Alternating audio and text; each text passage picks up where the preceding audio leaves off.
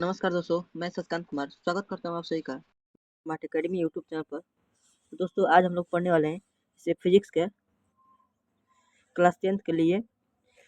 तो 26 का जो एग्ज़ाम है उसके तैयारी करने वाले हैं। इसमें तीनों सब्जेक्ट एक साथ ही रहता है, लेकिन मैं एक एक करके पढ़ा रहा हूँ। तो मैं आज फिजिक्स को कवर करूँगा और दोपहर आने वाले क्लास में 3 बजे मैं वहाँ पर आपको केमिस्ट्री या बायो कराऊँगा। तो चलिए, इसमें पूरे प्रीवियस ईयर क्वेश्चन रहने वाले हैं, वो भी चैप्टर वाइज। चलिए तो स्टार्ट करते हैं। अगर आपने पिछले वीडियो नहीं देखा है तो उसको भी देख लीजिएगा, जो कि हिंदी का मैंने 3 वीडियो कराया है। चलिए फटाफट स्टार्ट करते हैं। उससे पहले आप सभी का स्वागत है फिजिक्स की क्लास में। Welcome to physics class. तो चलिए, फर्स्ट चैप्टर है आपका प्रकाश, परावर्तन तथा अपवर्तन। ये एनसीईआरटी के अनुसार प्रकाश का परावर्तन तथा अपवर्तन ने चैप्टर नंबर 1 है। ये भारतीय भवन में इसको चैप्टर 1 तथा चैप्टर 2 में बांट दिया है, तो उससे आपको घबराना नहीं है। तो चलिए दोनों चैप्टर एक ही में दिया है। इसका फर्स्ट चैप्टर का फर्स्ट क्वेश्चन पढ़ते हैं हम लोग। क्या दिया है? एक उत्तल लेंस होता है। एक उत्तल लेंस होता है। एक उत्तल लेंस कैसा होता है आपका? तो एक उत्तल लेंस आपका किनारों की अपेक्षा बीच में मोटा होता है। ऑप्शन नंबर सी यहाँ पर आपका सही होगा। अगला प्रश्न है अवतल लेंस का आवर्धन अवतल लेंस का आवर्धन बराबर होता है। तो अवतल लेंस का आवर्धन किसके बराबर होता है? तो आपका U+V बराबर होता है। ये देखिए 2013 में, 2020 में, 2020 के फर्स्ट सेटिंग में पूछा है, ये 2021 में, ये 2020 में दूसरा सेटिंग में भी पूछा है। तो ये आपको ज़्यादा चांस है कि ये आने का संभावना है। तो चलिए अगले प्रश्न की ओर बढ़ते हैं फटाफट। सॉरी दोस्तों, यहाँ पर V/U होगा यहाँ पर, ना कि C होगा। यहाँ पर C गलत होगा, आपका D नंबर सही होगा। अगला प्रश्न है गोलीय दर्पण का में फोकसांतर एवं वक्रता त्रिज्या के बीच संबंध होता है। तो इसमें कैसा संबंध होता है? तो R = 2F का संबंध होता है। त्रिज्या जो होती है वो फोकस के दोगुनी होती है। अगला प्रश्न है निर्गत किरणें एवं अभिलंब के बीच के कोण को क्या कहते हैं? निर्गत किरणें और अभिलंब के बीच बना कोण को क्या कहते हैं? तो उसे हम लोग निर्गत कोण कहते हैं। ऑप्शन सी यहाँ पर सही होगा। अगला प्रश्न है 1 मीटर फोकस दूरी वाले उत्तल लेंस की क्षमता होगी। 1 मीटर फोकस दूरी वाले उत्तल लेंस की क्षमता होगी। तो इसकी क्या होगी? तो 1 डायोप्टर आपकी फोकस उत्तल लेंस की क्षमता होगी, 1 डायोप्टर। अगला प्रश्न है किसी अवतल दर्पण द्वारा काल्पनिक सीधा तथा आवर्धित प्रतिबिंब बनता है जब वस्तु स्थित हो। कहाँ पर वस्तु को रखेंगे? तो अवतल दर्पण में काल्पनिक सीधा और आवर्धित प्रतिबिंब बनता है, तो कहाँ रखेंगे इसको? तो इसको हम लोग दर्पण तथा उसके फोकस के बीच रखेंगे। तो ऑप्शन ए यहाँ पर आपका सही होगा। अगला प्रश्न है यहाँ पर किसी दर्पण द्वारा प्रतिबिंब सीधा तथा छोटा होता है। किसी दर्पण द्वारा सीधा प्रतिबिंब तथा छोटा होता है, तो किस दर्पण द्वारा छोटा और सीधा प्रतिबिंब बनता है? तो ये आपके उत्तल दर्पण द्वारा बनता है, जो कि हम लोग अगला प्रश्न है उसको हम लोग उत्तल दर्पण को साइड मिरर के रूप में यूज करते हैं। अगला प्रश्न है अवतल दर्पण है। तो अवतल दर्पण कैसा दर्पण है ये आपका? तो ये आपका अभिसारी दर्पण है। ऑप्शन ए यहाँ पर आपका सही होगा। अगला है उत्तल लेंस से बना प्रतिबिंब होता है। तो उत्तल लेंस से बना प्रतिबिंब कैसा होता है? तो आपका अभी हम लोगों ने देखा काल्पनिक तथा छोटा होता है। काल्पनिक तथा छोटा होता है। ऑप्शन ए यहाँ पर आपका सही होगा। अगला है निम्न में कौन सा पदार्थ लेंस के लिए प्रयुक्त नहीं किया जा सकता है? लेंस के लिए कौन सा पदार्थ है जो प्रयुक्त नहीं किया जा सकता है? तो ये आपका कौन है? तो आपका पीतल जो है, इसका उपयोग नहीं कर सकते हैं, पीतल का। अगला प्रश्न है एक गोलीय दर्पण की फोकस दूरी 20 सेंटीमीटर है प्लस 20 सेंटीमीटर है, तो यह गोलीय दर्पण कैसा होगा? गोलीय दर्पण कैसा होगा? तो इसमें गोलीय दर्पण प्लस 20 डायोप्टर। तो यहाँ पर आपका आंसर नहीं दिया हुआ है, तो यहाँ पर आपका ऑप्शन डी यहाँ पर हो जाएगा, इनमें से कोई नहीं। अगला प्रश्न की ओर बढ़ते हैं। तालाब का जल कम गहरा दिखाई देने का कारण है। तालाब का जल जो है वो किसके कारण तालाब में जल कम दिखाई देता है? तो आपके अपवर्तन के कारण तालाब में कम जल दिखाई देता है। ऑप्शन सी यहाँ पर आपका सही हो जाएगा। अगला प्रश्न है,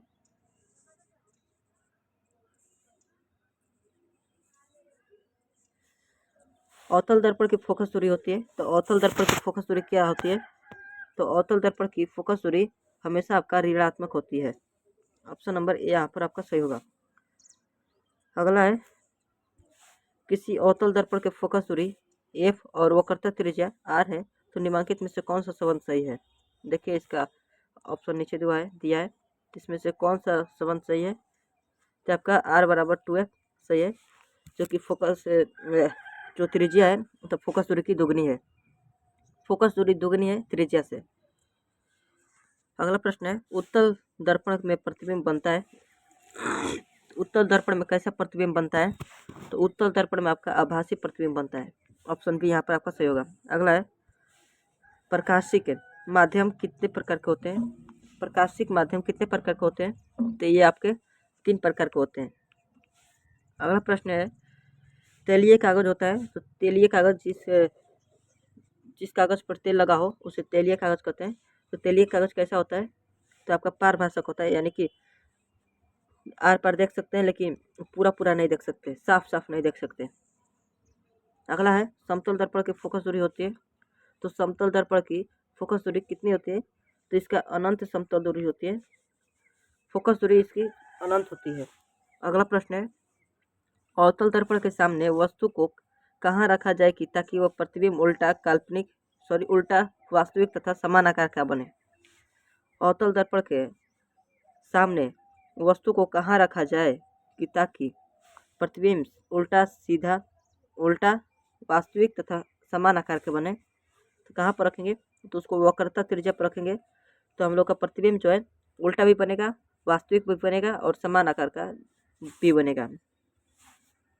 ऑप्शन सी यहाँ पर आपका सही हो जाएगा। अगला प्रश्न की ओर बढ़ते हैं हम लोग। उत्तल दर्पण से बना प्रतिबिंब उत्तल दर्पण से बना काल्पनिक प्रतिबिंब होता है। तो कैसा काल्पनिक प्रतिबिंब होता है? तो ये आपका सीधा और हासित होता है। ऑप्शन सी यहाँ पर आपका सही होगा। अगला प्रश्न है, निम्न में से कौन सा पदार्थ लेंस बनाने के लिए प्रयुक्त नहीं किया जा सकता है? तो हम लोग किसका प्रयोग नहीं कर सकते? ये क्वेश्चन पीछे भी पूछा है लेकिन इसका ऑप्शन चेंज है, तो इसका ऑप्शन के यहाँ पर जब मिट्टी का उपयोग नहीं कर सकते हैं। ऑप्शन सी यहाँ डी आपका सही होगा। अगला है, एक उत्तल लेंस की क्षमता 1 डायोप्टर है तो उस लेंस की फोकस दूरी होगी 1 डायोप्टर उत्तल लेंस की क्षमता है तो उसका लेंस की फोकस दूरी कितनी होगी? तो उसकी फोकस दूरी आपकी +100 सेंटीमीटर होगी। ऑप्शन सी आपका सही होगा। अगला है, किसी बीम का वास्तविक तथा समान साइज का प्रतिबिंब प्राप्त किया जा सकता है। प्राप्त करने के लिए बीम को उत्तल लेंस के सामने कहाँ रखा जाना चाहिए? किसी बीम को वास्तविक तथा समान साइज का प्रतिबिंब प्राप्त करने के लिए बीम को कहाँ रखा जाना चाहिए? बीम यानी कि वस्तु को कहाँ रखा जाना चाहिए? तो वस्तु को हम लोग फोकस दूरी की दुगनी दूरी पर रखेंगे, फोकस दूरी की दुगनी दूरी पर, यानी कि वक्रता त्रिज्या पर रखेंगे, वक्रता केंद्र पर रखेंगे इसको। अगला है, किसी गोलीय दर्पण तथा किसी पतले गोलीय लेंस दोनों की फोकस दूरी आप -15 सेंटीमीटर है। दर्पण तथा लेंस का संभवतः है, तो संभवतः क्या है? तो आपका दोनों ही अवतल है। अगला प्रश्न है, प्रकाश के अपवर्तन के कितने नियम है? तो प्रकाश के अपवर्तन के आपके 2 नियम है। ऑप्शन बी आपका सही होगा। प्रकाश के परावर्तन के कितने नियम है? तो परावर्तन के आपके कितने नियम है? तो परावर्तन के भी 2 नियम है। आगे, सरल सूक्ष्मदर्शी में किसका उपयोग किया जाता है? तो सूक्ष्मदर्शी में हम लोग किसका उपयोग करते हैं? तो हम लोग उत्तल लेंस का उपयोग करते हैं। ऑप्शन डी आपका सही होगा। अगला है, किसी माध्यम में अपवर्तनांक का मान होता है। तो किसी माध्यम में अपवर्तनांक का मान होता है sin i बटा sin r। ऑप्शन ए आपका सही होगा। अगला प्रश्न है, फोटोग्राफी कैमरा का अभिदर्शक होता है तो कौन होता है? तो उत्तल लेंस विदर्शक होता है। ऑप्शन सी आपका सही होगा। अगला प्रश्न है, निम्नलिखित में किस दर्पण द्वारा किसी वस्तु का वास्तविक प्रतिबिंब प्राप्त किया जा सकता है? किस वस्तु का? तो अवतल दर्पण द्वारा किसी वस्तु का वास्तविक प्रतिबिंब प्राप्त किया जा सकता है। तो अगला प्रश्न की ओर बढ़ते हैं हम लोग। तो अगला प्रश्न में आपका दिया हुआ है, निम्नलिखित में से किसमें बड़ा और वास्तविक प्रतिबिंब बनता है? बड़ा और वास्तविक प्रतिबिंब किसमें बनता है? तो बड़ा और वास्तविक प्रतिबिंब आपका अवतल दर्पण में बनता है। ऑप्शन नंबर सी आपका सही होगा। अगला है, समतल दर्पण द्वारा बना प्रतिबिंब हमेशा कैसा होता है? समतल दर्पण द्वारा बना प्रतिबिंब कैसा होता है? तो यह काल्पनिक होता है। अगला प्रश्न है, किसी वस्तु का आवर्धित प्रतिबिंब बनता है। किसी वस्तु का आवर्धित प्रतिबिंब बनता है, यानी कि बड़ा प्रतिबिंब किस में बनता है? तो ये आपका अवतल दर्पण में बनता है। ऑप्शन नंबर ए आपका सही होगा। अगला प्रश्न है, काल्पनिक प्रतिबिंब हमेशा कैसा होता है? तो हमेशा आपका सीधा होता है काल्पनिक प्रतिबिंब। अगला प्रश्न है, किसी दर्पण में हमेशा आभासी और छोटा प्रतिबिंब बनता है। तो किसी दर्पण में हमेशा आभासी और छोटा प्रतिबिंब बनता है, तो किस में बनता है?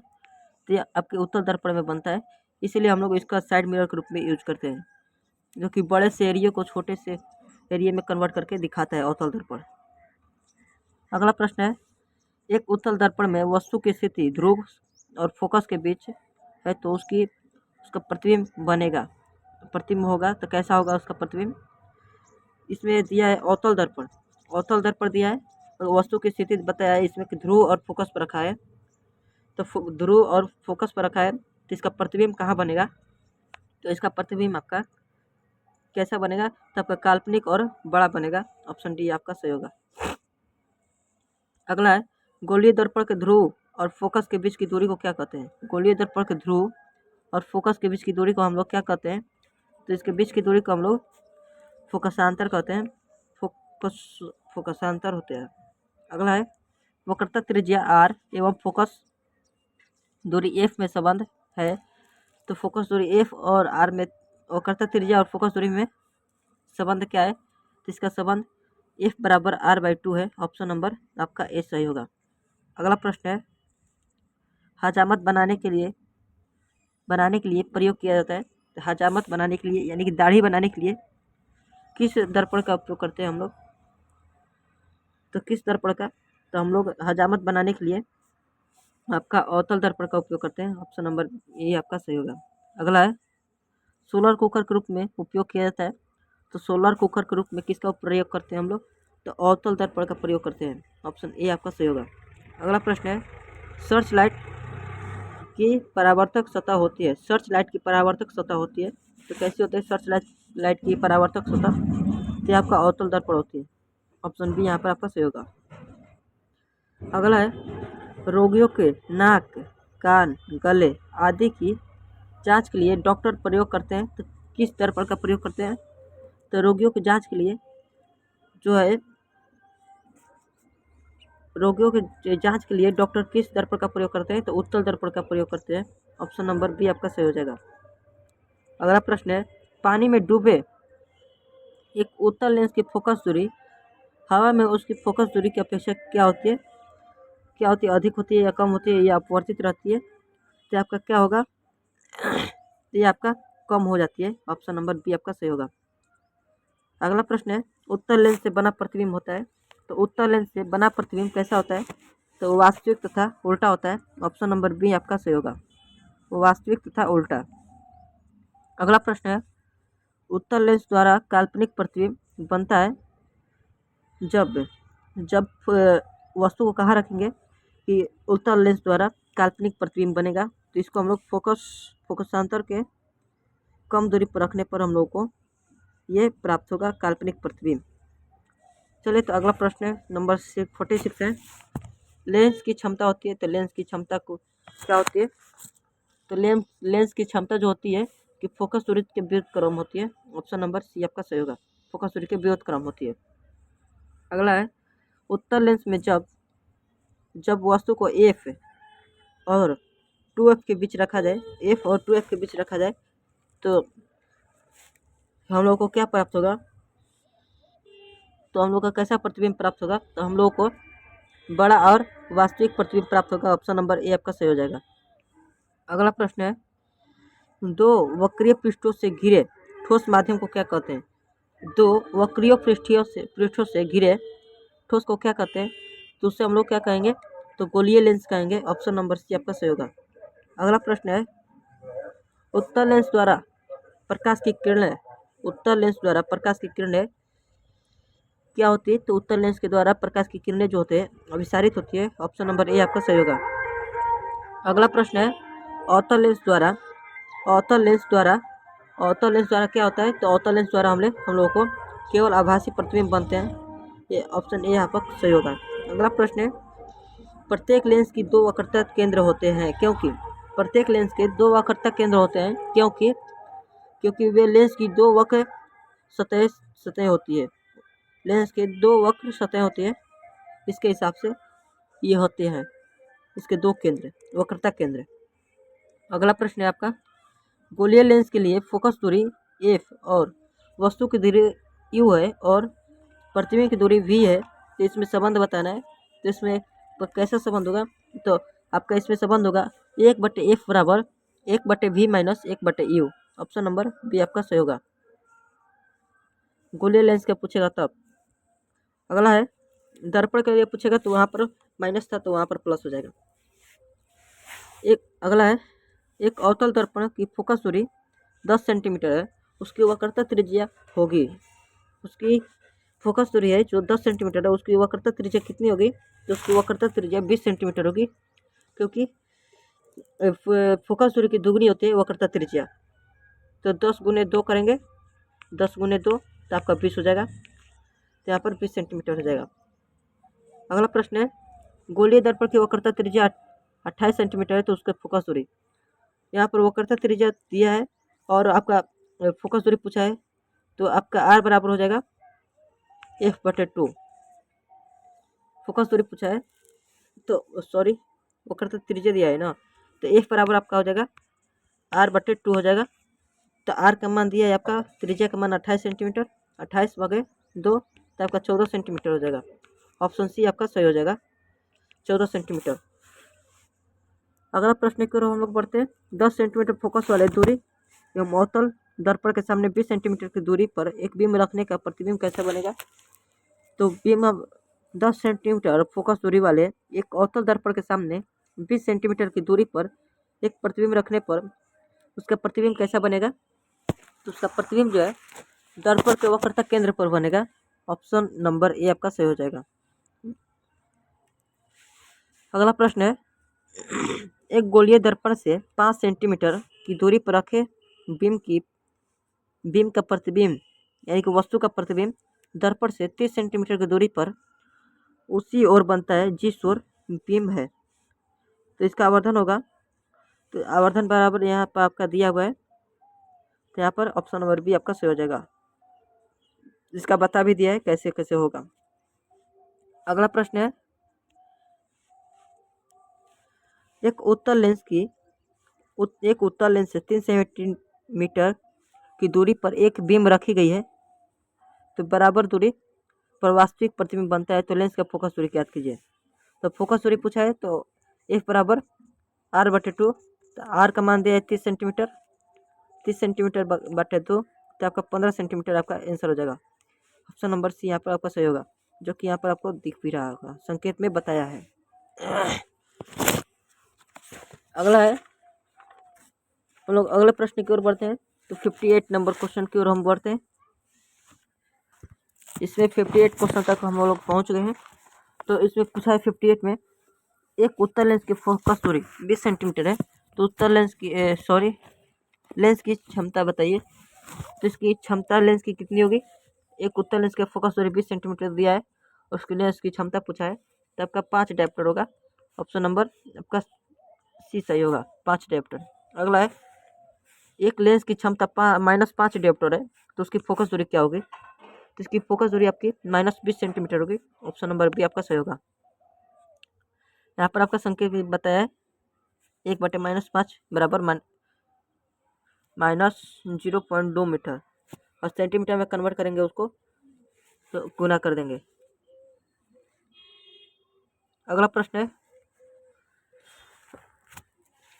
आपका अगला प्रश्न है,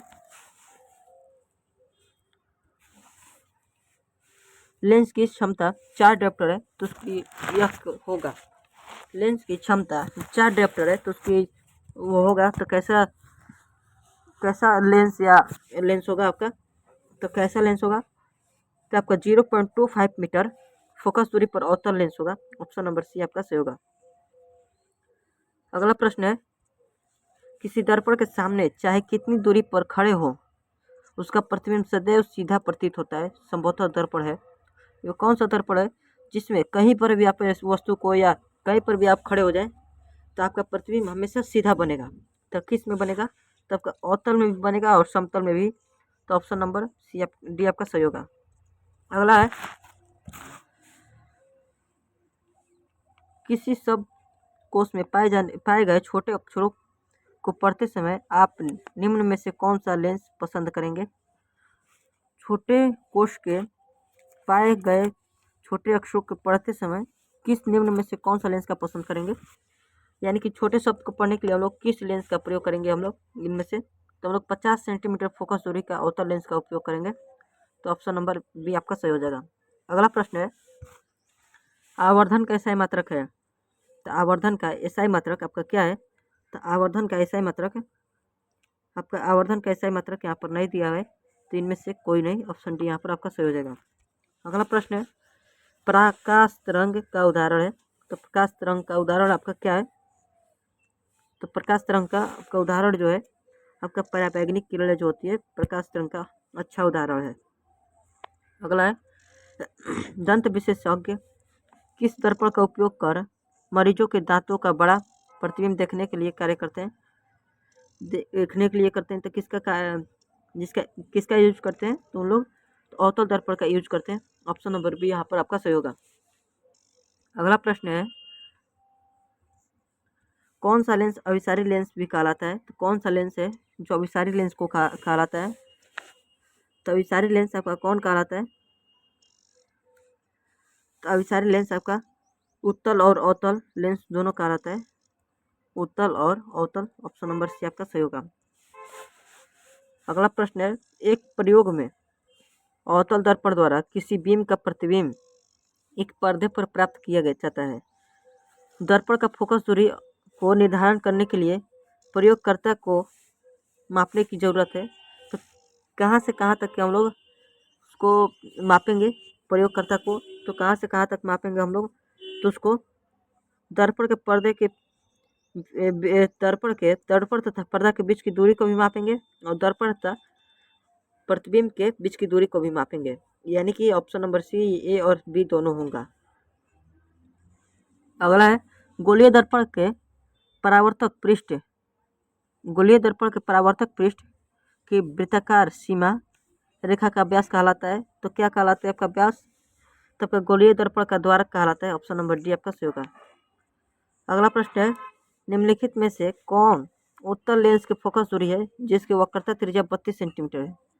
वक्रता त्रिज्या 32 सेंटीमीटर दिया है, तो आपका उत्तल लेंस की फोकस दूरी क्या होगी, तो फोकस दूरी आपका क्या होगी, तो इसमें आपका प्लस 16 सेंटीमीटर होगा। ऑप्शन नंबर सी यहाँ पर आपका सही होगा। अगला प्रश्न है, यदि किसी बीम का प्रतिबिंब का आवर्धन ऋणात्मक है तो उस प्रतिबिंब का प्रकृति क्या होगी, तो उस प्रतिबिंब का प्रकृति आपका वास्तविक और उल्टा होगी। ऑप्शन नंबर ए आपका सही होगा। अगला प्रश्न है, गोलीय दर्पण का परावर्तक पृष्ठ वक्रित हो जाता है, तो गोलीय दर्पण का परावर्तक पृष्ठ वक्रित कब हो जाता है, तो ये आपका अंदर या बाहर की ओर ये वक्रित हो जाता है, यानी कि मुड़ जाता है। अगला प्रश्न है, वह गोलीय दर्पण है जो अंदर की तरफ वक्रित होता है, यानी कि अंदर की तरफ जो धंसा होता है तो उसको हम लोग क्या कहते हैं, तो अंदर की ओर जो धंसा होता है उसे हम लोग अवतल कहते हैं। अगला प्रश्न है, वो गोलीय दर्पण जो बाहर की ओर वक्रित होता है तो उसे हम उत्तल कहेंगे, जो बाहर की ओर उसका परावर्तक पृष्ठ होगा। अगला प्रश्न है, गोलीय दर्पण के परावर्तक पृष्ठ के केंद्रों को दर्पण को कहा जाता है। एक बार फिर से समझिएगा क्वेश्चन को। गोलीय दर्पण के परावर्तक पृष्ठ के केंद्र को दर्पण को कहा जाता है। परावर्तक पृष्ठ के केंद्र को क्या कहते हैं हम लोग? तो उसको हम लोग क्या कहते हैं? तो उसको हम लोग ध्रुव कहते हैं। ऑप्शन नंबर बी आपका सही होगा। अगला प्रश्न है, गोलीय दर्पण का वक्रता केंद्र को किस आधार पर किस अक्षर से निरूपित किया जाता है? गोलीय दर्पण के वक्रता केंद्र को किस अक्षर से निरूपित किया जाता है? तो किस अक्षर से निरूपित करते हैं उसको? तो हम लोग सी से निरूपित करते हैं। सी से सेंटर, वक्रता केंद्र। अगला है, गोलीय दर्पण का भाग नहीं है। तो गोलीय दर्पण का कौन सा भाग नहीं है? तो ध्रुव है, ये वक्रता केंद्र भी है। आपका कौन है ये?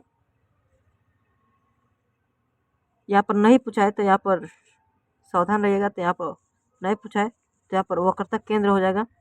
वक्रता केंद्र नहीं है, वक्रित जो है 76। अगला प्रश्न की ओर बढ़ते हैं हम लोग। दर्पण के ध्रुव को किस अक्षर से प्राय निरूपित किया जाता है? दर्पण के ध्रुव को किस अक्षर से हम लोग निरूपित करते हैं? तो ध्रुव को हम लोग इंग्लिश में हम लोग पोल कहते हैं। तो उससे हम लोग पी से हम लोग उसके दर्शाते हैं, निरूपित करते हैं। तो ऑप्शन नंबर सी यहाँ पर आपका सही हो जाएगा। अगला प्रश्न है, गोलीय दर्पण के ध्रुव तथा वक्रता त्रिज्या के गुजरने वाली एक सीधी रेखा को कहते हैं। एक सीधी रेखा को हम लोग क्या कहते हैं? तो उसे हम लोग मुख्य अक्ष कहते हैं। ऑप्शन नंबर बी यहाँ पर आपका सही होगा। अगला प्रश्न है, सूर्य के प्रकाश के संकेंद्रण से उत्पन्न ऊर्जा के कारण जल उठता है। तो जल कहाँ उठता है? तो आपका कागज पर उठता है। ऑप्शन नंबर ए आपका सही होगा। अगला है, किसी दर्पण से हमेशा वस्तु से छोटा प्रतिबिंब प्राप्त होता है। किसी दर्पण से हमेशा वस्तु से छोटा प्रतिबिंब प्राप्त होता है।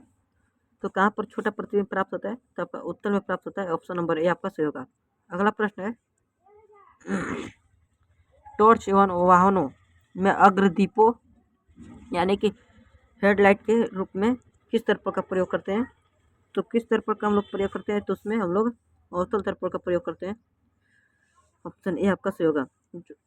अगला है, वाहनों के साइड मिरर के रूप में किस दर्पण का प्रयोग करते हैं? मैंने अब पहले ही बताया था, जिसमें हम लोग उत्तल दर्पण का प्रयोग करते हैं। ऑप्शन नंबर सी आपका सही होगा।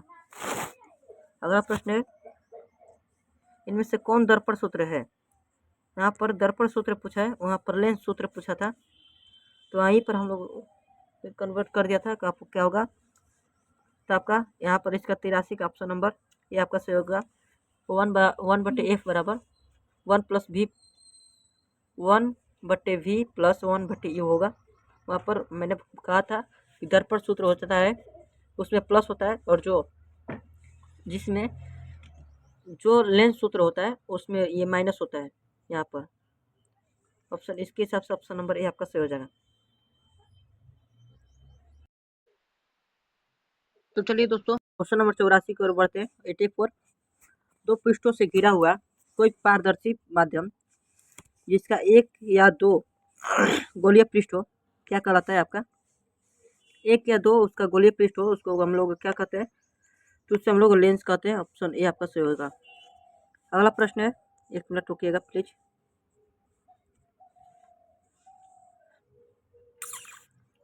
चलिए, तो अगला प्रश्न है आपका, उत्तल लेंस को कहते हैं। तो उत्तल लेंस को हम लोग क्या कहते हैं? उससे हम लोग अभिसारी लेंस कहते हैं। ऑप्शन नंबर ए आपका सही होगा।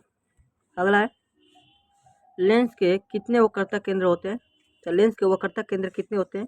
तो दो होते हैं, क्योंकि इसका सतह होता है, दो सतह होता है, इसलिए इसका वक्रता केंद्र भी दो होगा।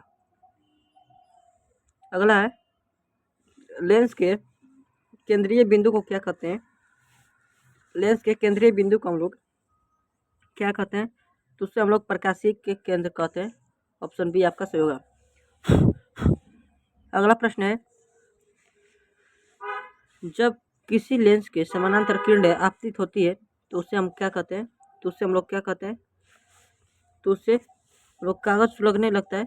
उससे क्या होता है? तो कागज सुलगने लगता है और धुआं भी उत्पन्न होता है। तो ऑप्शन नंबर बी आपका सी आपका सही होगा। लेंस में कितने फोकस होते हैं? तो लेंस में आपके दो फोकस होते हैं। ऑप्शन नंबर बी आपका ए आपका सही होगा। अगला है लेंस की क्षमता का एसआई मात्रक है। लेंस की क्षमता का एसआई मात्रक है, तो लेंस की क्षमता का एसआई मात्रक क्या है? तो आपका डायोप्टर है। ऑप्शन नंबर ए आपका सही होगा। लेंस की क्षमता होती है, तो लेंस की क्षमता कैसी होती है? तो लेंस की क्षमता आपका धनात्मक होती है। ऑप्शन ए यहाँ पर सही होगा। अगला है उत्तल लेंस की क्षमता होती है, तो उत्तल लेंस की क्षमता आपकी अवतल लेंस की क्षमता होती है, तो अवतल लेंस की क्षमता हमेशा आपका ऋणात्मक होती है। ऑप्शन ए यहाँ पर आपका सही होगा। अगला प्रश्न है प्रकाश गमन करता है। प्रकाश गमन करता है, तो प्रकाश कहाँ गमन करता है? तो सीधी रेखा में गमन करता है। अगला है एक अवतल दर्पण की फोकस दूरी 20 सेंटीमीटर एक वस्तु दर्पण के ध्रुव से 30 सेंटीमीटर की दूरी पर रखी गई है, तो बीम कहाँ बनेगा, यानी कि प्रतिबिंब कहाँ बनेगा आपका? तो आपका दर्पण से 60 मीटर की दूरी पर वस्तु की ही ओर बनेगा। ऑप्शन नंबर ये आपका सही होगा। अगला है अवतल दर्पण के सामने एक वस्तु को रखा गया है, इसकी प्रतिबिंब की प्रकृति कैसी होगी? अवतल दर्पण के सामने एक वस्तु को रखा गया है, उसके प्रतिबिंब की प्रकृति कैसी होगी? तो उसके प्रतिबिंब की प्रकृति आपकी काल्पनिक होगी। ऑप्शन नंबर ए आपका सही होगा। अगला प्रश्न यहाँ पर दिया है एक गोलीय दर्पण की वक्रता त्रिज्या 20 सेंटीमीटर है, तो उसकी फोकस दूरी क्या होगी? तो उसका फोकस दूरी, तो आपका फोकस दूरी जो होगी वक्रता त्रिज्या की आधी होगी, यानी कि 10 सेंटीमीटर। ऑप्शन नंबर ए आपका सही होगा। अगला प्रश्न है जिस वस्तु से प्रकाश निकलता है उसे हम लोग क्या कहते हैं? तो प्रकाश स्रोत कहते हैं। जहाँ से प्रकाश आता है, या आप मानकर चलिए कि सूरज से निकलता है तो वह प्रकाश हो गया, प्रकाश स्रोत हो गया, या टॉर्च से निकलता है तो आपका टॉर्च जो हो गया प्रकाश स्रोत हो गया, या अनेक एक चीज भी हो सकता है। अगला प्रश्न है प्रकाश की किरणों को समूह को क्या कहते हैं? तो उसे हम लोग किरण पुंज कहते हैं। किरणों को समूह को किरण पुंज कहते हैं। अगला है प्रकाश की किरणें के पथ दर्शाने वाले चित्रों को कहा जाता है। प्रकाश के किरणों के पथ को दर्शाने वाले चित्रों को क्या कहा जाता है? तो उससे हम लोग क्या कहते हैं? तो किरण आरेख कहते हैं। ऑप्शन नंबर ए आपका सही होगा। अगला है एक लेंस की क्षमता -2 डायोप्टर है, इसकी फोकस दूरी क्या होगी? तो इसकी फोकस दूरी आपकी क्या होगी? तो इसकी फोकस दूरी जो है आपका -0.5 मीटर हो जाएगी। ऑप्शन नंबर डी आपका सही होगा। अगला है निम्नलिखित में से किसका अपवर्तनांक सबसे अधिक होता है? सबसे अधिक अपवर्तनांक किसका होता है? तो आपका हीरा जो होता है इसमें सबसे अधिक अपवर्तनांक होता है। अगला प्रश्न है यहाँ पर 102 नंबर निम्नलिखित में से किस लेंस को अभिसारी लेंस कहते हैं? अभिसारी लेंस किस लेंस को हम लोग कहते हैं? तो उत्तल लेंस को हम लोग अभिसारी लेंस कहते हैं। ऑप्शन नंबर ए यहाँ पर आपका सही होगा। अगला है दर्पण के सामने किसी भी दूरी पर स्थित वस्तु के प्रतिबिंब सीधा प्रतीत होता है, तो वह दर्पण है। तो वह दर्पण आपका कैसा होगा? तो वह दर्पण हमेशा आपका या तो समतल होगा या तो अवतल। ऑप्शन नंबर डी यहाँ पर आपका सही हो जाएगा। निम्नलिखित में से किस माध्यम में चाल सबसे अधिक होता है? चाल सबसे अधिक होता है, यानी कि प्रकाश की चाल जो होती है सबसे अधिक होती है। तो किस में होती है प्रकाश की चाल? तो आपको निर्वात में पता होगा आपका अधिक होती है। कितना होता है? तो आपका निर्वात में जो होता है 3 × 10⁸ लाख किलोमीटर, 3 लाख किलोमीटर के आसपास होते हैं।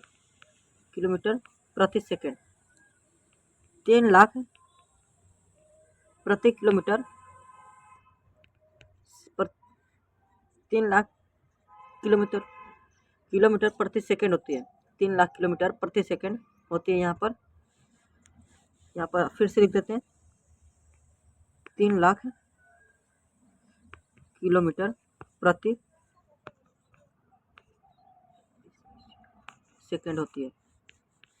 ये आप लोग ध्यान रखिएगा। निर्वात में कितना प्रकाश की चाल होती है, और वायु और वायु में इतना ही होगा लगभग। और कांच में पूछेगा तो कांच में आप लोग कितना लिखेंगे? तो कांच में 2 लाख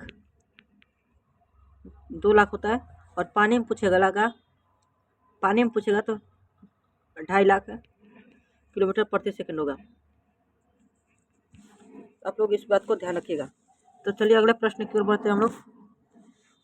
अगला प्रश्न यहाँ पर दिया है 105 105 कार्तिक चिन्ह परिपाटी के अनुसार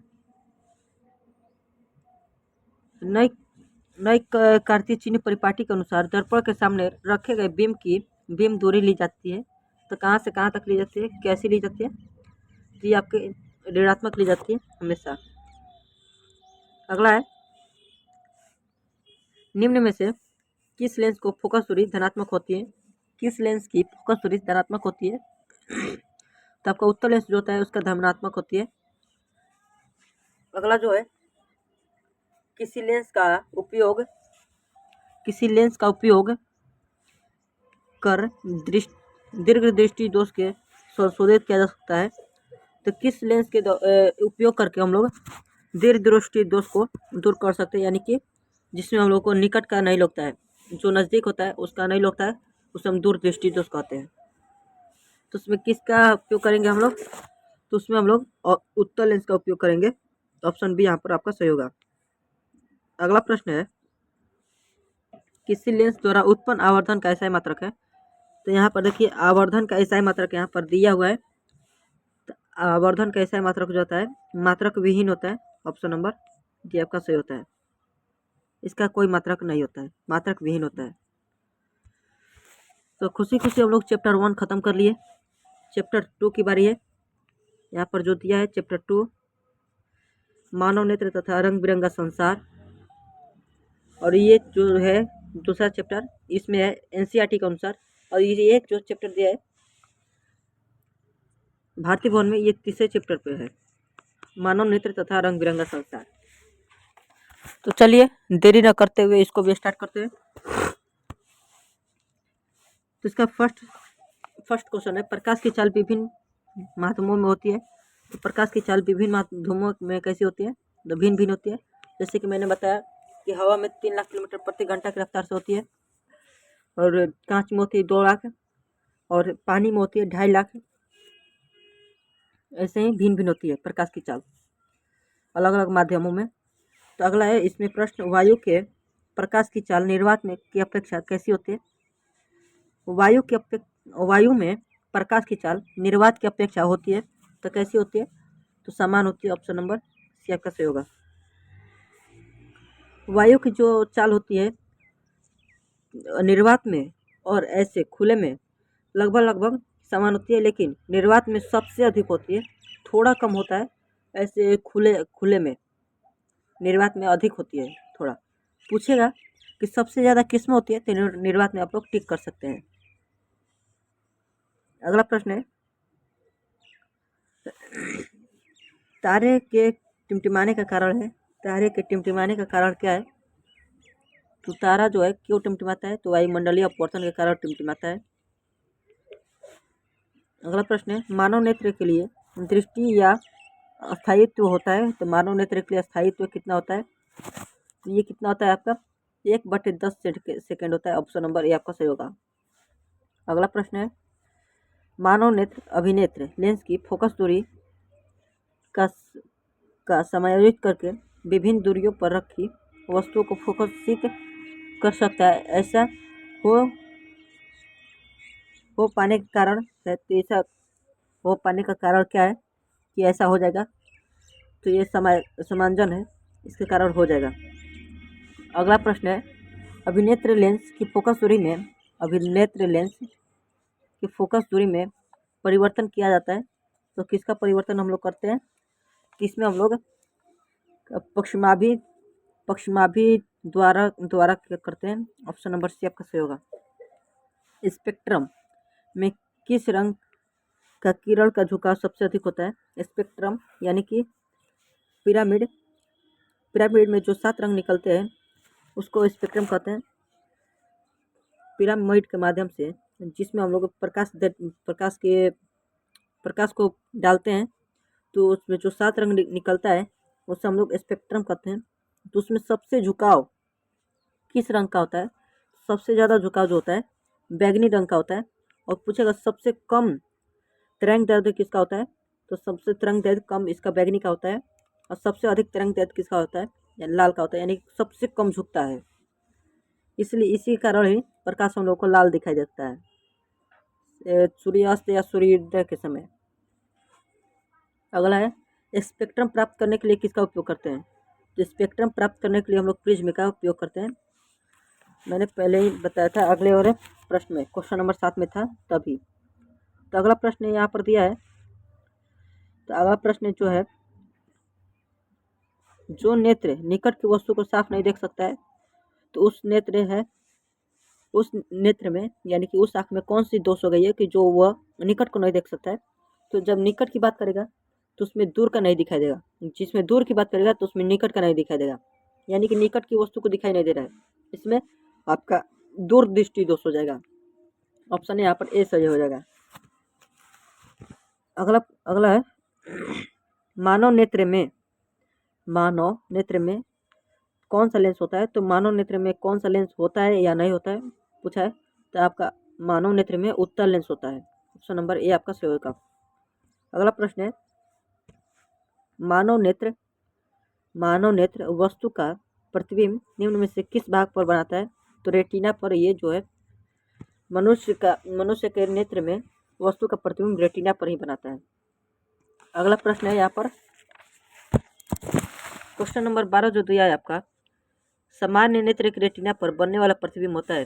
सामान्य नेत्र से रेटिना पर बनने वाला प्रतिबिंब कैसा होता है? तो रेटिना पर जो प्रतिबिंब बनता है तो ये आपका उल्टा बनता है, यानी कि वास्तविक और उल्टा बनता है। ऑप्शन नंबर सी होगा सही।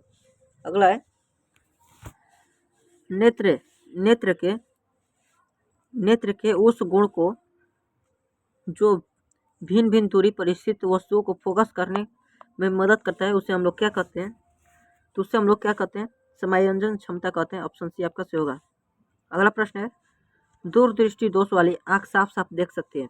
दूरदृष्टि दोष वाली आँख जो है कैसी देख सकती है? तो दूरदृष्टि पूछा है तो इसमें निकट का नहीं दिख रहा होगा, यानी कि दूर की वस्तुओं को साफ साफ देख सकता है, यानी कि निकट की दूर वस्तु जो होगी उसको साफ साफ नहीं देख सकता है। इसमें दूर की वस्तुओं को साफ साफ देख सकता है। ऑप्शन ए आपका सही होगा। अगला प्रश्न है निकट दृष्टि दोष वाले व्यक्ति देख सकता है। तो इसमें निकट दृष्टि वाले दोष में आपका जो है मनुष्य जो निकट दृष्टि दोष से ग्रसित रहेगा, तो वो जो है निकट दृष्टि दोष के कारण वो निकट की वस्तुओं को साफ साफ देख सकता है, लेकिन दूर की वस्तुओं को साफ साफ नहीं देख सकता है। किसमें होगा? सभी चीज़ को ठीक से देख सकता है, नहीं होगा। किसी चीज़ को ठीक से नहीं होगा। दूर से चीज़ों को अच्छी तरह देख सकता है, ये भी नहीं हो सकता। किसको देख सकता है पूछा है, तो निकट की वस्तु को अच्छी तरह देख सकता है। ऑप्शन नंबर ए आपका सही होगा। ऑप्शन नंबर डी आपका सही होगा। Option D. अगला प्रश्न है तरंग दैर्ध्य के सामान्यतः व्यक्त किया जाता है। तो तरंग दैर्ध्य को सामान्यतः व्यक्त किससे करते हैं हम लोग? तो तरंग दैर्ध्य को हम लोग मीटर में हम लोग उसको नापते हैं, तरंग दैर्ध्य को। तो अगला प्रश्न है आँख व्यवहार करती है। तो आँख किसकी तरफ व्यवहार करती है? तो आँख जो है उत्तल लेंस की तरफ व्यवहार करती है, क्योंकि हम लोगों के आँख में उत्तल लेंस ही लगा होता है। अगला प्रश्न है यहाँ पर सामान्य आँख के लिए स्पष्ट दर्शन की न्यूनतम दूरी होती है। तो 25 सेंटीमीटर तक न्यूनतम दूरी होती है। उससे 25 सेंटीमीटर से अगर नीचे जाएंगे तो हमारी आँखें जो होती है धुंधला दिखाई देने लगती है आँखों को। तो 25 सेंटीमीटर बनाकर दूरी रखना चाहिए, तभी मतलब कि अच्छे से दिखाई देगा, अच्छे से समझ में आएगा, आँख पर ज़्यादा जोर नहीं पड़ेगा आपको। इसे पढ़ने वाले वो स्टूडेंट के लिए भी पूछेगा तो फोकस दूरी न्यूनतम कितनी चाहिए? तो 25 सेंटीमीटर चाहिए, जिससे फोकस बना रहता है 25 सेंटीमीटर तक। अगला प्रश्न की ओर बढ़ते हैं हम लोग। किस दृष्टि दोष के निवारण के लिए उत्तल लेंस का प्रयोग करते हैं? किस दृष्टि दोष के लिए उत्तल लेंस का निवारण करते हैं? तो हम लोग निकट दृष्टि दोष के लिए हम लोग करते हैं उत्तल लेंस का प्रयोग। अगला प्रश्न है प्रकाश का प्राथमिक वर्ण है। प्रकाश का प्राथमिक वर्ण है, यानी कि प्रकाश का जो प्रथम रंग जो होता है कौन सा होता है? तो आपका इनमें से सभी होता है। कौन सा वर्ण है? तो यानी इनमें से सभी होगा, सभी रंग है। नीला भी रंग है, हरा भी है और लाल भी है। इसका एक ट्रिक भी होता है, रोके ट्रिक मैं बताता हूँ आप लोगों को। वैजानी है पिनाला। व जा नी हा पी ना ला। ये जो होता है आपका ट्रिक होता है। तो वैसे हो जाएगा आपका बैगनी, आपको लिख तो नहीं सकता हूँ। जा से जामुनी, नी से नीला, हा से हरा, पी से पीला, ना से नारंगी और ला से लाल। आपका बैजानी हापीना ला ऐसे होगा। और इंग्लिश आपको याद करना होगा तो वीब ग्योर, VIV जी, वीब ग्योर,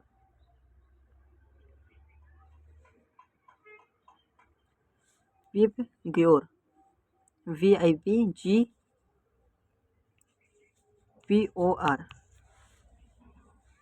तो वी से आपका बैगनी हो जाएगा, आई से आपका जामुनी,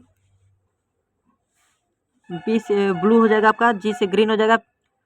अच्छा, यहाँ पर आपका आई होगा, एक मिनट रुकेगा, योर पूछा था, ये भूल गए थे हम लोग। यहाँ पर वाई हो जाएगा, या वाई से आपका येलो हो जाएगा, ओ से आपका ऑरेंज हो जाएगा, आर से आपका रेड हो जाएगा, विप ग्योर। आप ऐसे इंग्लिश में इसको याद कर सकते हैं। चलिए तो हम लोग अगले प्रश्न की ओर बढ़ते हैं। हम लोग अगला प्रश्न यहाँ पर दिया है, क्वेश्चन नंबर 21, निकट दृष्टि दोष में किस लेंस का प्रयोग करते हैं? तो निकट दृष्टि दोष में किस लेंस का प्रयोग करते हैं हम लोग? तो इस दोष में हम लोग निकट दृष्टि दोष में हम लोग अवतल लेंस का प्रयोग करते हैं। ऑप्शन बी आपका सही होगा। अगला प्रश्न है, जरा दृष्टि दोष दूर करने के लिए किस लेंस का उपयोग करते हैं? तो जरा दृष्टि में जो होता है, न ही निकट का दिखाई देता है और न ही दूर का दिखाई देता है, इसमें हम लोग बाइफोकल लेंस का प्रयोग करते हैं, जिसमें दो लेंस लगा होता है। जिसमें निकट के लिए आपका अवतल लगा होता है, जो नज़दीक देखना होगा तो उसको हम लोग अवतल का उपयोग करेंगे, और जो दूर का नहीं दिखाई दे रहा होगा उसके लिए हम लोग उत्तल का प्रयोग करेंगे। तो यहाँ पर बाइफोकल लेंस, यहाँ पर दोनों लेंस लगे होते हैं एक ही चश्मे में। अगला प्रश्न है यहाँ पर, श्वेत प्रकाश में कितने वर्ण होते हैं? तो श्वेत प्रकाश में आपके कितने वर्ण होते हैं? श्वेत प्रकाश में कितने वर्ण होते हैं? तो आपके श्वेत प्रकाश में 7 वर्ण होते हैं, क्योंकि 7 जो होता है वैजानी हैप्पिनाला जो मिलकर जो बनाता है, तो 7 मिलकर श्वेत रंग बनाता है, यानी कि 7 मिलकर आपका श्वेत रंग बनाएगा। और 7 जब नहीं मिलेगा तो आपका ब्लैक बनेगा, यानी कि आपका ब्लैक काला बनेगा, काला। अगला प्रश्न है, 7 रंग को मिलाएंगे जब तो आपका ब्लैक बनेगा, सॉरी आपको वाइट बनेगा। और 7 रंग को जब नहीं मिलाएंगे तो आपका मिलकर 7 रंग मिलकर बनाएगा वाइट, 7 रंग नहीं मिलेगा तो आपका ब्लैक बना देगा। अगला प्रश्न है, श्वेत प्रकाश की किरण जब किसी प्रिज्म से होकर गुजरती है तब जो वर्ण सबसे अधिक विचलित होता है तो वो कौन होता है? तो सबसे अधिक विचलित कौन होता है?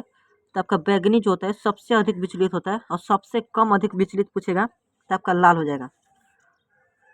तो अगला प्रश्न की ओर बढ़ते हैं हम लोग, प्रिज्म के भीतर से होकर गुजरने वाली श्वेत प्रकाश से अपने प्रिज्म के भीतर से होकर गुजरने वाली श्वेत प्रकाश के अपने विभिन्न घटकों में विभाजन को कहते हैं। तो प्रकाश का वो क्या कहलाता है? तो प्रकाश का आपका वो का वर्ण विक्षेपण कहलाता है। ऑप्शन नंबर बी आपका सही होगा। अगला प्रश्न है, प्रकाश के किस वर्ण के लिए तरंगदैर्ध्य अधिकतम होता है? तरंगदैर्ध्य पूछेगा तो आपका बैगनी का सबसे कम होता है तरंगदैर्ध्य, और लाल का हो जाता है तरंगदैर्ध्य अधिक होता है। ऑप्शन नंबर आपका ए सही होगा। अगला प्रश्न है,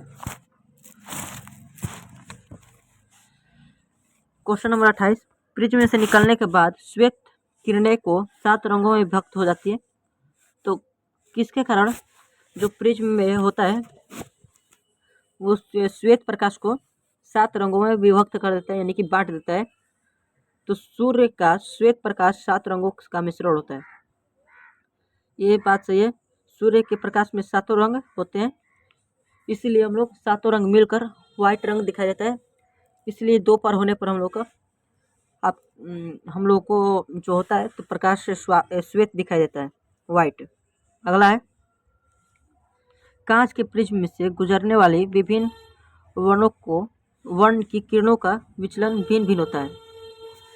कांच के प्रिज्म से गुजरने वाले विभिन्न वर्णों की किरणों का विचलन भिन्न भिन्न होता है। तो भिन्न भिन्न किस में होता है? तो आपका विभिन्न रंगों की किरणों का विचलन भिन्न भिन्न होता है। ऑप्शन नंबर आपका क्या होगा इसका? ऑप्शन सी यहाँ पर आपका सही होगा। विभिन्न रंगों का प्रकाश में विभिन्न चाल होती है, चाल से इसका जो होता है अलग अलग होता है, चाल से चलता है। इसी कारण प्रिज्म में गुजरने वाली किरणें विचलन भिन्न भिन्न दिखाई देती है। अगला प्रश्न यहाँ पर यह है, प्रिज्म से गुजरने पर प्रकाश सूर्य का प्रकाश की किरणें विभिन्न वर्णों में बढ़ जाती है, क्यों बढ़ जाती है? तो प्रकाश किरणें विद्युत चुंबकीय तरंग होती है, ये नहीं होगा। और यहाँ पर विभिन्न रंगों की किरणें का विचलन भिन्न होता है, ये सही होगा। लाल का सबसे अधिक होता है विचलन, लाल का सबसे कम होता है विचलन, और बैगनी का होता है सबसे अधिक, इसलिए वो बैगनी उधर ही रह जाता है। अगला प्रश्न है, एक उत्तल लेंस की फोकस दूरी 20 सेंटीमीटर है तो उसकी क्षमता क्या होगी? इसकी क्षमता क्या होगी आपकी? तो आपका इसमें से क्षमता क्या होगी? तो इनमें से नहीं दिया हुआ है, तो यहाँ पर इससे इनमें से कोई नहीं होगा। ऑप्शन नंबर डी यहाँ पर चलेंगे। अगला प्रश्न की ओर हम लोग बढ़ते हैं। अगला प्रश्न इसमें दिया है, पुतली के साइज को कौन नियंत्रित करता है? तो पुतली के साइज को नियंत्रित कौन करता है? परिचारिका करता है। पुतली के साइज को नियंत्रित यानी कि जो हम लोग का पुतली होती है, आँख में जो होता है ना काला काला टाइप का, जो उसमें रेटिना होता है, रेटिना के जो बगल में रहता है लेंस को नियंत्रित करता है। यानी कि भीड़ी को देखना है तो लेंस को क्या कहता है, इस ऐसे देखना होगा। और दूर को देखना होगा तो उसको दूर के लिए कौन नियंत्रित करेगा? तो और भीड़ी के लिए नियंत्रित कौन करेगा? तो आपका परिचारिका ही करेगा, ना कि रेटिना करेगा। अगला प्रश्न है,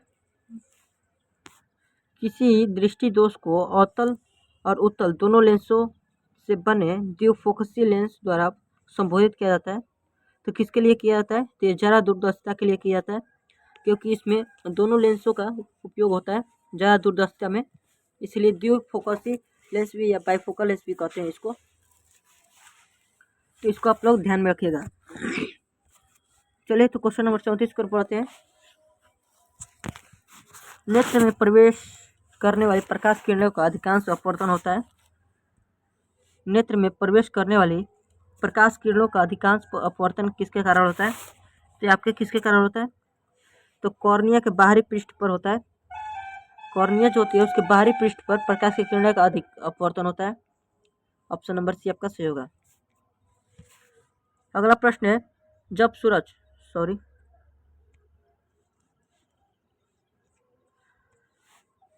दोस्तों जब सूरज का प्रकाश वायुमंडल से गुजरता है तो वायु की सूक्ष्म कण किस रंग के प्रकाश कण में प्रबलता से परिकीर्ण होते हैं?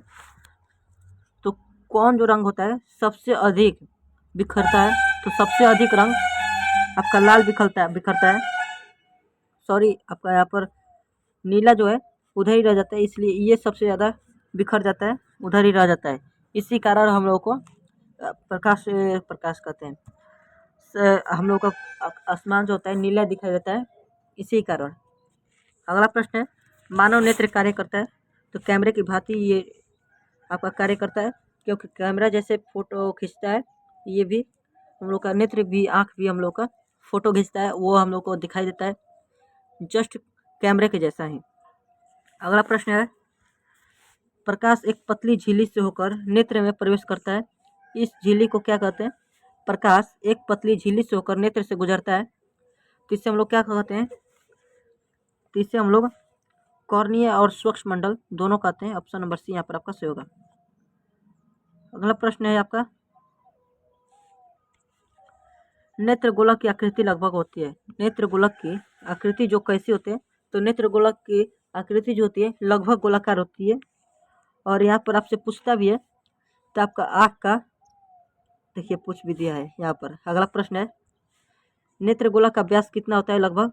तो नेत्र गोलक का व्यास आपका कितना होता है? तो 2.3 सेंटीमीटर होता है। और यहीं पर यह भी पूछ सकता है कि नेत्र गोलक यानी कि आँख का वजन जो होता है कितना होता है, तो एक आँख का वजन आपका 7.5 ग्राम होता है, और दोनों आँख का मिलाएंगे तो 7.5 × 2 तो आपका 15 ग्राम हो जाएगा। आपका दोनों आँख का वजन हो जाएगा 15 ग्राम। अगला प्रश्न है, कॉर्निया के पीछे एक संरचना होती है, कॉर्निया के पीछे एक संरचना होती है, उससे क्या कहते हैं? तो कॉर्निया के पीछे जो संरचना होती है उससे हम लोग परितारिका कहते हैं। ऑप्शन नंबर ए आपका सही होगा। जो हम लोगों को नज़दीक देखने के लिए और दूर देखने के लिए लेंस को जो नियंत्रित करता है उसे हम लोग परितारिका ही कहते हैं। अगला क्वेश्चन है इसमें, परितारिका नियंत्रित करती है, परितारिका जो है नियंत्रित करती है तो किसको नियंत्रित करती है? तो ये आपके पुतली के साइज को नियंत्रित करती है, पुतली के साइज को। अगला प्रश्न है, नेत्र में प्रवेश करने वाली प्रकाश की मात्रा को नियंत्रित करती है। तो नेत्र में प्रवेश करने वाली प्रकाश की मात्रा को कौन नियंत्रित करती है? तो इसमें प्रकाश की नियंत्रित करती है तो आपका पुतली करती है। किसको नियंत्रित करती है? तो नेत्र में प्रवेश प्रकाश को ये नियंत्रित करती है, प्रकाश को ये नियंत्रित पुतली करती है। और जो ये होती है तो पुतली को साइज को नियंत्रित करती है। समझ आया? दोनों अलग अलग क्वेश्चन है। अगला है, बृहत संख्या में प्रकाश सुग्राही कोशिकाएं कहाँ होती है? यानी कि सबसे ज़्यादा संख्या में प्रकाश ग्रहण कोशिकाएं कहाँ होती है? तो आपको ग्रहण करने वाली सबसे ज़्यादा कोशिका कहाँ होती है? तो ये आपका रेटिना में होती है। ऑप्शन नंबर ए आपका सही होगा। अगला होगा, विभिन्न सिग्नल कौन उत्पन्न करता है? विद्युत सिग्नल कौन उत्पन्न करता है? तो विद्युत सिग्नल आपका प्रकाश सुग्राही उत्पन्न करता है। ऑप्शन नंबर ए आपका बी आपका सही होगा। सिग्नलों की संख्या कहाँ होती है? सिग्नलों की संख्या कहाँ होती है? तो रेटिना हम लोगों ने पढ़ा था, तो रेटिना होगा ऑप्शन नंबर सी। अच्छा, यहाँ पर व्याख्या पूछा है ना, सिग्नलों की व्याख्या कहाँ से होती है? तो सिग्नलों की व्याख्या कहाँ से होती है? तो आपका मस्तिष्क नियंत्रित करता है। तो मस्तिष्क आपका व्याख्या करता है। इनकी सिग्नल को पूछेगा कहाँ होता है, सिग्नल कहाँ होता है, सिग्नल मतलब कहाँ अवस्थित रहता है? तो आपका रेटिना में अवस्थित रहता है। लेकिन नियंत्रित कौन करता है? आपका व्याख्या कौन करता है? तो आपका मस्तिष्क करता है कि सिग्नल को ले आओ या ले जाओ, सो संग्रहण करो, इस सब का नियंत्रण का मस्तिष्क करता है। अगला है, मोतियाबिंद की स्थिति होती है, मोतियाबिंद की स्थिति कैसी होती है? तो मोतियाबिंद की स्थिति आपका क्रिस्टल दोष दुधिया हो जाता है। क्रिस्टलीय लेंस जो होता है दुधिया हो जाता है। जो हम लोगों में लेंस होता है वो उसका रंग वो जो होता है दुधिया हो जाता है, और क्रिस्टल लेंस धुंधला हो जाता है। क्रिस्टल लेंस जो होता है धुंधला हो जाता है और दुधिया हो जाता है, यानी कि जो लेंस होता है हम लोग का दुधिया हो जाता है, उजला पारभाषक हो जाता है, इसलिए हम लोग को धुंधला दिखाई देने लगता है। तो ये आपका ए और बी दोनों हो जाएगा। ऑप्शन नंबर डी आपका सही होगा। अगला है, प्रिज्म की विशेष आकृति के कारण निर्गत किरणें आपतित किरणें की दिशा में एक कोण बनाती है, जिसे हम लोग क्या कहते हैं? इसको हम लोग विचलन कोण कहते हैं। ऑप्शन नंबर ये आपका सही होगा। अगला है, इंद्रधनुष में कितने रंग होते हैं? इंद्रधनुष में कितने रंग होते हैं? जिसने देखा होगा तो उसके पता होगा कितना रंग होती है। तो उसमें इंद्रधनुष में 7 रंग होती है, जो कि बारिश होने के तुरंत बाद ही बनती है।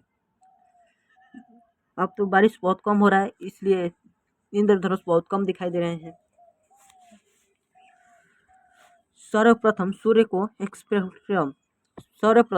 को स्पेक्ट्रम प्राप्त करने के लिए कांच के प्रिज्म का उपयोग किसने किया था?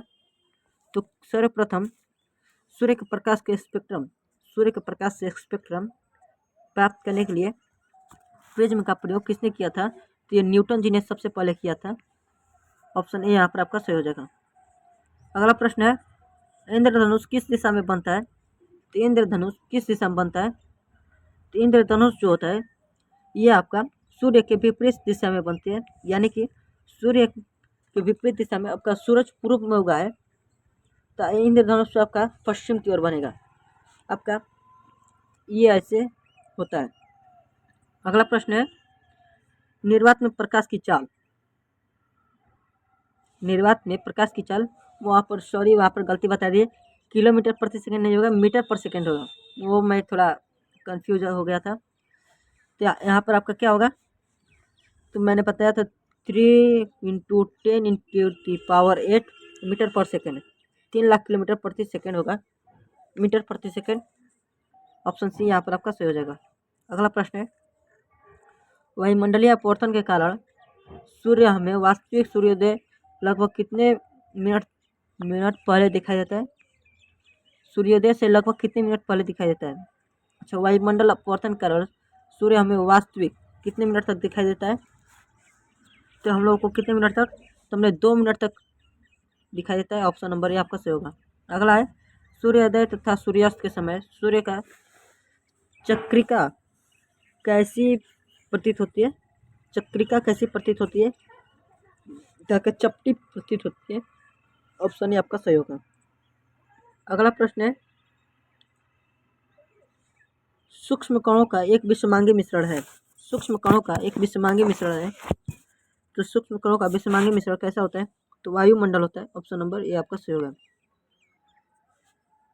वायुमंडल में सूक्ष्म कण जो होते हैं अलग अलग मात्रा में मिले होते हैं, उससे हम लोग विषमांगी मिश्रण कहते हैं, अलग अलग मात्रा में मिले होते हैं। प्रकाश के प्रकीर्णन कणों को बनाता है, तो प्रकाश को प्रकीर्णन कणों को क्या बनाता है? तो ये आपका कणों को आपका दृश्य बनाता है, देखने लायक बनाता है। अगला है, टिंडल का प्रभाव देखा जा सकता है। टिंडल का प्रभाव कहाँ देखा जा सकता है? तो टिंडल का प्रभाव आपका जंगल में देखा जा सकता है। अगला है, वायुमंडल नहीं होता तो आकाश कैसा प्रतीत होता? वायुमंडल नहीं होता तो आकाश आपका कैसा प्रतीत होता? तो मैंने आपको पहले ही बताया कि जहाँ पर प्रकाश नहीं होगा तो वहाँ पर आपका काला हो जाएगा, यानी कि हम लोग को आकाश जो है वो काला दिखाई देता है। अगला है, अत्यधिक ऊंचाई पर उड़ते हुए यात्रियों को आकाश कैसा प्रतीत होता है? अधिक ऊंचाई पर जो यात्री होते हैं, उड़ते हैं, ये कि हवाई जहाज में उड़ते हैं, तो उसको आकाश कैसा प्रतीत होता है? तो उनका आकाश जो है काला प्रतीत होता है। ऑप्शन नंबर सी आपका सही होगा। अगला प्रश्न है, खतरे के संकेत प्रकाश किस रंग का होता है? यानी आपको सिग्नल रेलवे स्टेशन पर आप लोग देखे होंगे, जब ट्रेन आती है तो किस रंग का आपका बत्ती जलती है? तो आपके लाल रंग का जलता है। वो भी क्यों जलता है? तो लाल रंग का जो होता है तरंग सबसे अधिक होता है, तो यानी कि ज़्यादा दूर से भी इसको हम देख सकते हैं, वहाँ पर खतरा है। इसलिए ट्रेन जो होता है, ट्रेन के बत्ती के रूप में हम लोग लाल के लिए रुकने के संकेत के रूप में हम लोग यूज करते हैं उसको। चलिए, तो अगला प्रश्न है, सूर्योदय तथा सूर्यास्त के समय आकाश कैसा दिखाई देता है? तो आकाश हम लोग का रक्तभाकार यानी कि लाल दिखाई देता है। अगला प्रश्न है, दोपहर के समय सूर्य कैसा प्रतीत होता है? सूर्य जो होता है आपका श्वेत प्रतीत होता है, क्योंकि सारी किरणें सीधे आती है इसलिए। किसी माध्यम में छोटे छोटे कणों में निलंबन को क्या कहा जाता है? किसी माध्यम में छोटे छोटे कणों को निलंबित को क्या कहा जाता है? तो उससे हम लोग क्या कहते हैं? तो उसको हम लोग कोलाइड कहते हैं। ऑप्शन ए आपका सही होगा। अगला प्रश्न है, क्वेश्चन नंबर 30 क्या है, किसी कोलाइडी विलयन में निलंबित कण से प्रकाश के प्रकीर्णन को क्या कहा जाता है? तो निलंबित कण को प्रकाश क्या कहते हैं? उसको हम टिंडल का प्रभाव कहते हैं। ऑप्शन ए आपका सही होगा। अगला प्रश्न है, तारों को टिमटिमाने की व्याख्या किस सिद्धांत के आधारित है? तारों को टिमटिमाना किस व्याख्या पर सिद्धांत पर आधारित है? प्रकाश के अपवर्तन के कारण ये होता है, तारे जो है टिमटिमाते हैं। ऑप्शन नंबर ए आपका सही होगा। अगला जो है, प्रकाश की किस घटना के कारण हमें सूर्य वास्तविक सूर्योदय से 2 मिनट पहले पूर्व दिखाई देता है? सूर्योदय होने से पहले 2 मिनट पहले ही हम लोग को सूरज दिखाई देने लगता है। किसके कारण ये दिखाई देता है? तो हम लोग को वायुमंडलीय अपवर्तन के कारण दिखाई देने लगता है। अगला प्रश्न है, निम्नलिखित में से कौन नेत्र का रंगीन भाग होता है? निम्नलिखित में से कौन नेत्र का रंगीन भाग होता है? तो रंगीन भाग आपका कौन होता है, तो आपका 66 का हो जाएगा। कॉर्निया जो होता है रंगीन भाग होता है। अगला प्रश्न है, तरंग दैर्ध्य का सामान्यतः व्यक्त किया जाता है, तो तरंग दैर्ध्य को सामान्यतः किससे व्यक्त किया जाता है तो आपका एम्पियर के रूप में व्यक्त किया जाता है। ऑप्शन नंबर सी आपका सही होगा। अगला प्रश्न है, टिंडल प्रभाव के प्रकाश की कौन सी परिघटना को प्रदर्शित करता है, तो कौन सी घटना को प्रदर्शित करता है, तो आपका टिंडल प्रभाव के किसको प्रदर्शित करता है, तो प्रकाश के किरण को प्रदर्शित करता है। ऑप्शन डी आपका सही होगा। अगला प्रश्न है, वायुमंडल में प्रकाश का कौन सा रंग अधिक प्रकीर्णित होता है, तो कौन सा प्रकीर्णित होता है, तो आपका पीला रंग प्रकीर्णित होता है। तो ऑप्शन सी आपका सही होगा। सॉरी पीला तो होता ही नहीं, ये नीला होता है। ऑप्शन नंबर बी आपका सही होगा। यह था आपका लास्ट प्रश्न। चैप्टर 2 यहाँ पर ख़त्म करिए। अब चैप्टर 3 और 4, 5 जो है अगले वीडियो में करेंगे हम लोग, क्योंकि अभी टाइम बहुत ज़्यादा हो गया। तो मिलते हैं 11-12 बजे की क्लास में।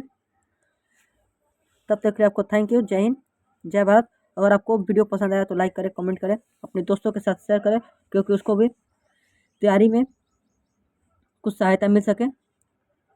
तो चलिए इस वीडियो को यहीं पर ख़त्म करते हैं। मिलते हैं नेक्स्ट वीडियो में। तब तक के लिए जय हिंद, जय भारत, थैंक यू।